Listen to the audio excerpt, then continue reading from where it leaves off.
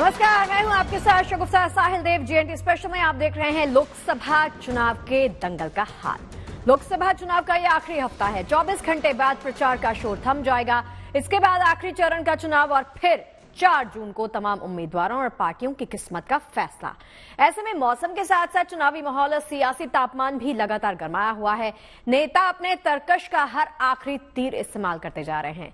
रैलियों और प्रचार के साथ साथ नेता और उम्मीदवार लगातार भगवान के दर पर हाजिरी लगा रहे हैं, देवी देवताओं के दर्शन पूजन कर रहे हैं, जीत की दुआएं मांग रहे हैं। हम आपको दिखा रहे हैं कुछ खास तस्वीरें। चुनाव प्रचार अभियान के सिलसिले में नेताजी मंदिर पहुंचे। हिमाचल की मंडी सीट से कांग्रेस के उम्मीदवार विक्रमादित्य सिंह मां शिकारी देवी का आशीर्वाद लेने पहुंचे। सिराज दौरे पर निकले विक्रमादित्य मंडी जिले की सबसे ऊंची चोटी पर विराजमान मां शिकारी देवी के मंदिर पहुंचे थे। इस दौरान विक्रमादित्य ने देवी के दर पर शीश नवाया, चुनाव में जीत के लिए आशीर्वाद भी मांगा। वहीं दूसरे अंतिम चरण से पहले लगभग हर पार्टी के नेताओं का अमृतसर पहुंचने का सिलसिला जारी है।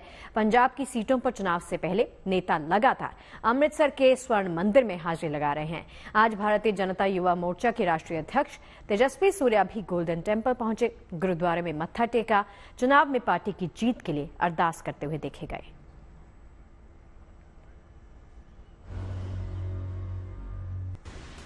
वोट फॉर गुड में अब बात जरा हट के प्रचार की कर लेते हैं। देश के सियासी गलियारों में आज राहुल गांधी, तेजस्वी यादव, मीसा भारती के एक नए वीडियो की चर्चा काफी जोरों पर है।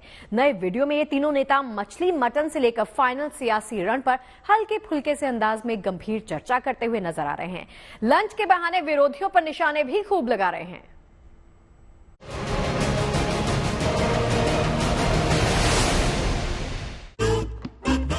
सानी जी, आपका मछली का कांटा लगा मोदी जी को। क्या बोलते हो, क्या पीते हो, यही तो इनका सिस्टम यही है। बस यही बात कर रहे हैं। लेकिन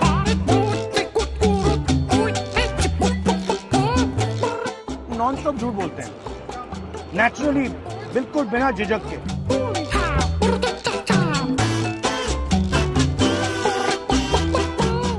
पिछले चुनाव में हर जगह चाय पर चर्चा जारी थी, लेकिन अब की चाय वाली चर्चा पर लंच वाली चकल्लस भारी है।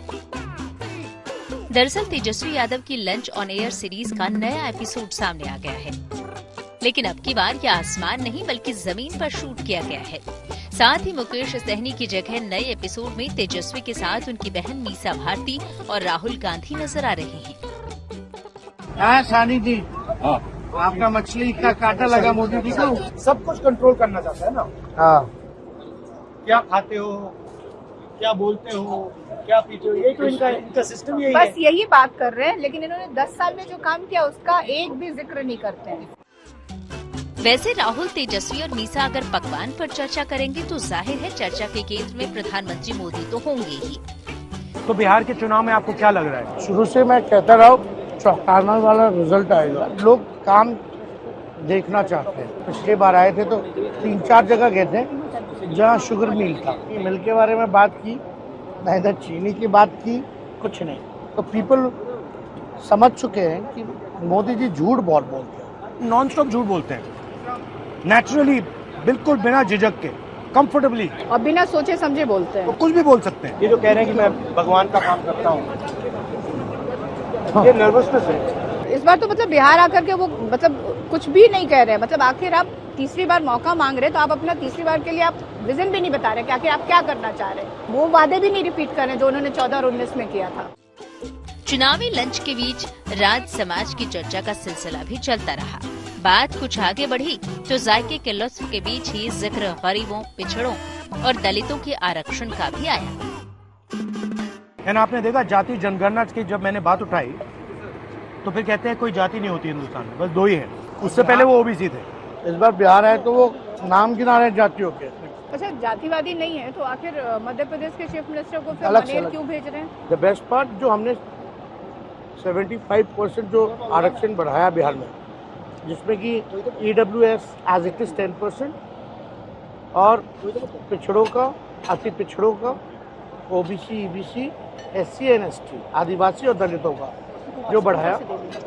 उसके बाद हमारे कैबिनेट ने प्रपोजल भेजा गवर्नमेंट ऑफ इंडिया को कि इसको शेड्यूल 9 में कर दो। अब तक नहीं किया और कहते हैं कि आरक्षण जो है ये लोग खत्म करना चाहते हैं। बारे में बात। खाना खाते वक्त हार जीत के गणित का हिसाब लगाना शुरू किया जाए तो खाने का स्वाद कई गुना बढ़ जाता है। इसलिए मीसा भारती ने निवाला हलक के अंदर कर बीजेपी को 150 के भीतर निपटा दिया। मुझे नहीं लगता कि इस बार 150 सीटें भी वो लोग लाने जा रहे हैं, क्योंकि मैं भी चुनाव लड़ी हूँ, बट इस बार जो मूवमेंट है पब्लिक का वो बहुत अलग है। और यंगस्टर्स में, यूथ में बहुत ज्यादा है, मीटिंग्स में बस यंगस्टर्स ही काफी एग्रेसिव है वो लोग। देश की जनता मोदी जी को भगा रही है फटाफट फटाफट फटाफट। बातचीत सुनकर आपको समझ आ ही गया होगा कि 4 जून की तैयारियों के बीच ही विरोधियों के जाने और सत्ता हाथ में आने की उम्मीदें फटाफट फटाफट फटाफट बढ़ती जा रही हैं। वैसे ये तेजस्वी यादव का पहला चुनावी लंच नहीं है। इससे पहले भी वो हेलीकॉप्टर में मछली वाली दावत कर चुके हैं। कुछ दिन पहले ही तेजस्वी ने मछली पार्टी का वीडियो शेयर किया था। इसके अलावा हेलीकॉप्टर में संतरे खाने वाला वीडियो और फिर केक काटने वाला वीडियो भी काफी चर्चा में रहा था। और अब राहुल गांधी और मीसा भारती के साथ उनकी ये थाली तोड़ चुनावी चर्चा खूब सुर्खियां बटोर रही है। Bureau report, good news today.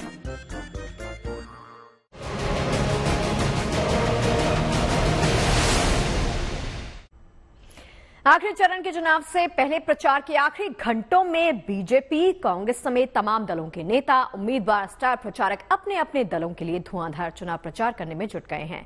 खास तौर पर यूपी बिहार के सियासी हलकों में इन दिनों भोजपुरी सिनेमा के तमाम स्टार्स प्रचार के लिए जमीन पर उतर आए हैं। काराकाट से चुनावी मैदान में निर्दलीय उतरे भोजपुरी स्टार पवन सिंह भी इन दिनों जबरदस्त प्रचार कर रहे हैं। पवन सिंह कलाकार हैं, सो उनके प्रचार का अंदाज तो निराला होगा ही, लेकिन उनके प्रचार अभियान की सबसे निराली बात रही सासाराम में उनकी चुनावी रैली में भोजपुरी स्टार खेसारी लाल यादव भी प्रचार करते दिखे। आमतौर पर इन दोनों सितारों को साथ नहीं देखा जाता है, लेकिन खेसारी लाल को पवन सिंह के लिए वोट मांगते देखना फैंस के लिए किसी सरप्राइज से कम नहीं था। वहीं दूसरी तरफ भोजपुरी एक्ट्रेस और सिंगर आम्रपाली दुबे आजमगढ़ से उम्मीदवार निरहुआ के लिए प्रचार करने उनके साथ देवघर पहुंची। नेताओं के अजब गजब प्रचार के बाद अब अलबेले फैंस की बात कर लेते हैं। देखिए, लोकतंत्र का त्योहार है तो देश पर भी चुनावी खुमार चढ़ा हुआ है। ऐसे में चुनावी खुमार वाले एक फैन अपने पसंदीदा नेता का प्रचार करने बुलेट पर सवार होकर निकली हैं। बुलेट रानी के नाम से पॉपुलर इस लेडी राइडर ने हाल ही में तमिलनाडु से दिल्ली तक 21,000 किलोमीटर की बुलेट यात्रा पूरी की है। इस यात्रा को लेकर उनका एक खास मकसद है। फिलहाल उनका काफिला अपने फेवरेट नेता के लिए प्रचार करने बनारस पहुंच चुका है।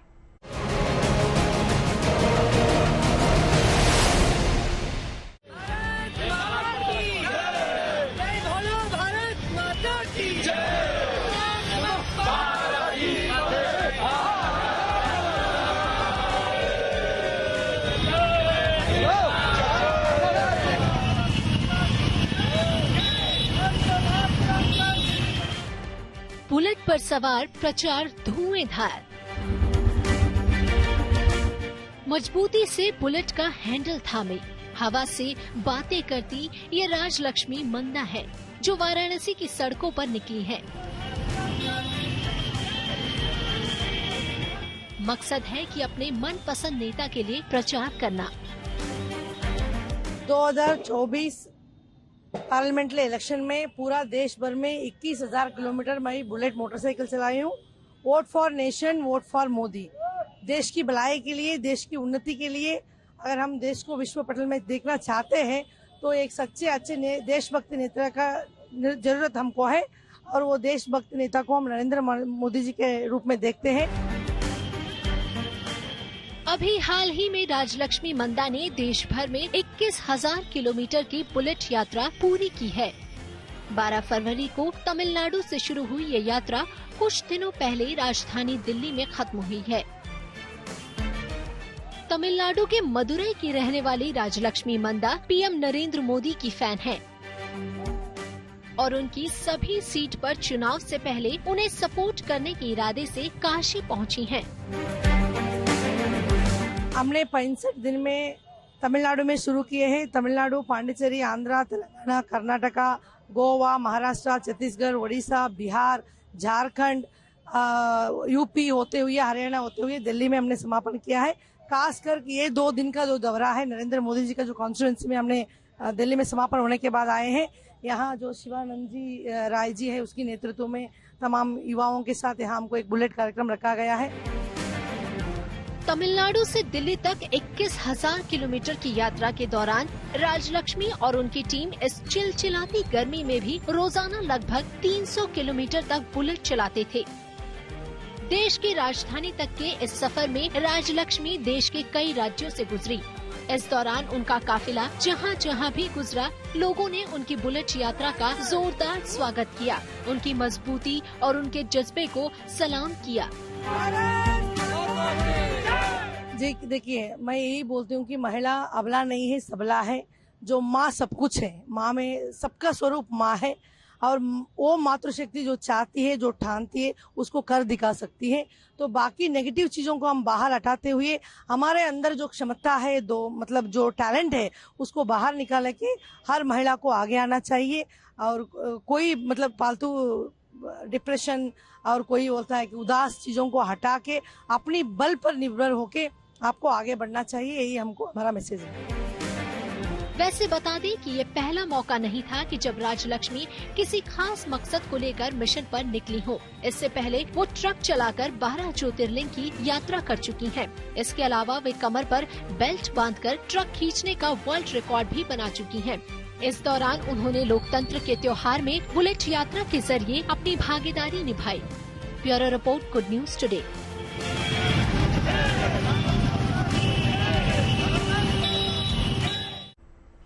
वोट फॉर गुड में अब आपको लेकर चलते हैं झारखंड के देवघर, जहां के वोटर्स ने इस बार चुनाव के बहिष्कार का ऐलान कर दिया है। देवघर के एक इलाके के वोटर्स ने साफ लफ्जों में प्रशासन और नेताओं तक अपना संदेश पहुंचा दिया। संदेश है कि हमारे गांव मत आइए, हमसे वोट मत मांगिए, लोकतंत्र में वोटर ही भाग्य विधाता है। ऐसे में लोकतंत्र के त्योहार से पहले ऐसा क्या हुआ कि देवघर के वोटर्स ये कदम उठाने का ऐलान कर रहे हैं? और उससे भी जरूरी बात कि उनका इरादा बदलने के लिए सिस्टम अब क्या कदम उठाने वाला है।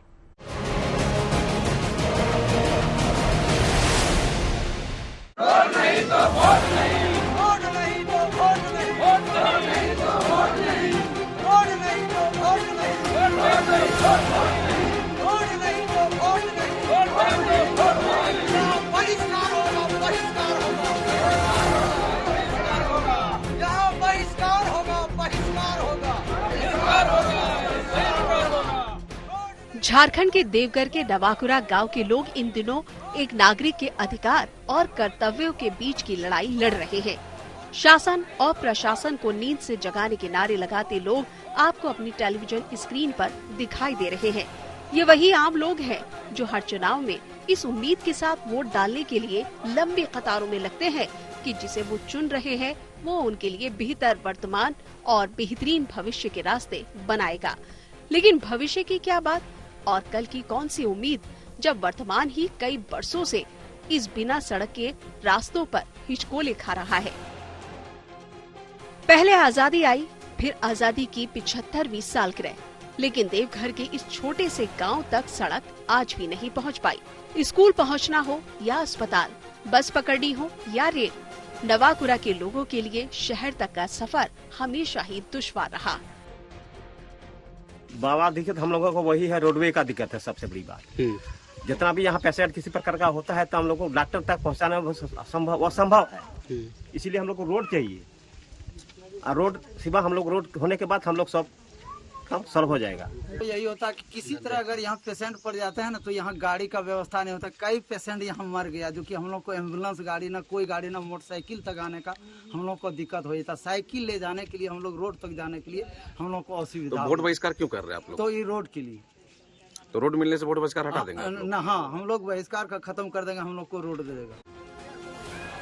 दशकों से अलग अलग विभागों के चक्कर काट रहे ये लोग अब थक चुके हैं।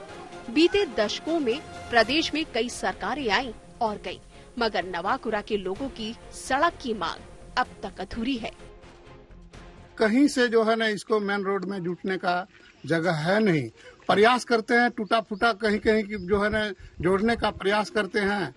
मनरेगा से हम रोड दिए हुए हैं मिट्टी मोरम का, लेकिन वो भी अभी कार्य कुछ हुआ है, कुछ बाकी है। और जो है ना बीच बीच में पुलिया का होना भी जरूरी है। इधर से ले जाने के लिए पुलिया का होना जरूरी है, लेकिन एक दो ठो पुलिया हम अपने स्तर से दिए हुए हैं। हम तो छोटा छोटा काम कर पाते हैं, बड़ा काम तो नहीं कर पाते हैं। 2-4 लाख रुपया में हम कुछ नहीं कर पाते हैं। उसमें हमरा प्रत्येक गांव में कुछ न कुछ करना पड़ता है। तंग आकर यहाँ के लोगों ने अब चुनाव का बहिष्कार करने का ऐलान कर दिया है। वोट बहिष्कार जो है ना, वो लोग निश्चित रूप से करेंगे ही, काहे कि दुख दर्द है इन लोगों को, इसलिए वोट तो बहिष्कार करना इन लोगों को वास्तविक मांग है। और रोड तो निश्चित रूप से बनना चाहिए। हम लोग को उपायुक्त चाहिए, जैसे लिखित सरकारी स्टाफ, कोई भी हम लोगों को आश्वासन दे के हो जाए, ऐसे तो हम लोग बना देंगे। ऐसे मुंह से कह देने से हम लोग नहीं करेंगे, मानेंगे। एक तरफ शासन और प्रशासन लगातार ये कवायद कर रहे हैं कि ज्यादा से ज्यादा लोग अपने लोकतांत्रिक अधिकार का इस्तेमाल करें, देश का वोटिंग प्रतिशत बढ़े, लोग अपनी जिम्मेदारी निभाएं। लेकिन यहाँ सवाल ये भी है कि क्या जिम्मेदारी सिर्फ वोटर की होती है?